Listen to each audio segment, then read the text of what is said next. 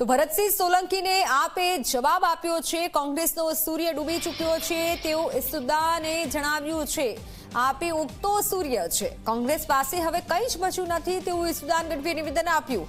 હું કોંગ્રેસના લોકોને આપમાં જોડાવા માટે આમંત્રણ આપું છું। અમે ભાજપ સાથે રહી કોંગ્રેસ જેમ ધંધા નથી કરતા। ભવિષ્યમાં ક્યારે કોંગ્રેસ સાથે ગઠબંધન નહીં કરીએ તેવું પણ નિવેદન ઈસુદાન ગઢવીએ આપ્યું છે।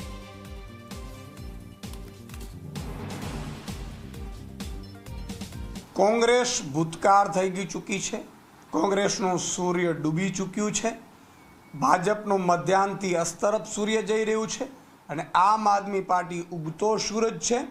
એટલે મહેરબાની કરી અને આમ આદમી પાર્ટીને જેટલા લોકોએ અમે જેના ઉપર ભરોસો મૂક્યો તો દેશ બચાવવા, અમે ગઠબંધન કર્યું હતું 2024ની ચૂંટણીમાં દેશ હિત માટે, એ જ કોંગ્રેસ ભાજપના કહેવાથી એ જ કોંગ્રેસે વિસાવદરમાં ઉમેદવાર ઊભો રાખી અમારા તમામ કાર્યકર્તાઓ સાથે વિશ્વાસઘાત કર્યું છે। કોંગ્રેસના તમામ સારા નેતાઓને કહું છું કે વહેલી તકે વંડી ઠેકી જજો, નહીં તો જેટલા લોકો ડૂબી ગયા છે આવતીકાલે તમે પણ ડૂબી જશો। કોંગ્રેસનું સૂરજ ડૂબી ચૂક્યું છે। કોંગ્રેસ ગુજરાતમાં ઝીરો થઈ ચૂકી છે। કોંગ્રેસ પાસે કશું જ હવે રહ્યું નથી।